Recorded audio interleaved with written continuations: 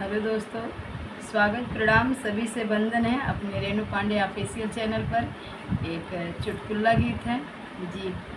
बिना बिंदी से नूरवा ना सोहै राम, बिना बिंदी से नूरवा ना सोहै राम। नैहर में मोरे सब कुछ भरा है, नैहर में मोरे सब कुछ भरा है। बिना बाबा सजनवा के खोजै राम, बिना बाबा सजनवा के खोजै राम।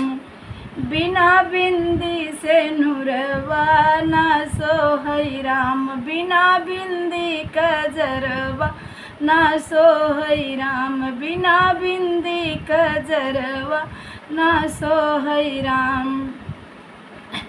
ससुरे में मोरे सब कुछ भरा है, ससुरे में मोरे सब कुछ भरा है। बिना सैया से जरिया ना सोहै राम, बिना सैया से जरिया ना सोहै राम। बिना बिंदी से नूरवा ना सोहै राम, बिना बिंदी से नूरवा ना सोहै राम। अंगने में मोरे सब कुछ भरा है, अंगने में मोरे सब कुछ भरा है।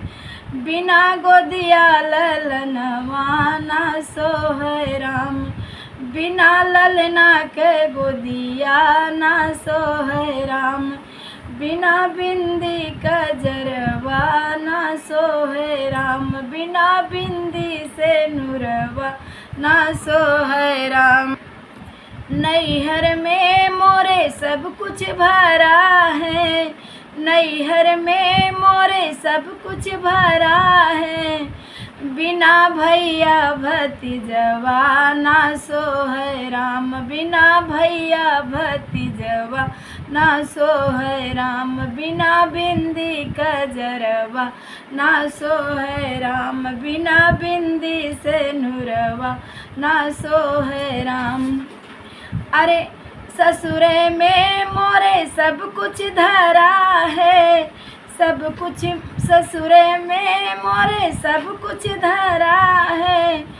बिना अंगना रसोइया ना सोहै राम, बिना अंगना रसोइया ना सोहै राम। बिना बिंदी से नूरवा ना सोहै राम, बिना बिंदी से नूरवा ना सोहै राम। कैसा लगेगा कमेंट में ज़रूर बताइएगा जी।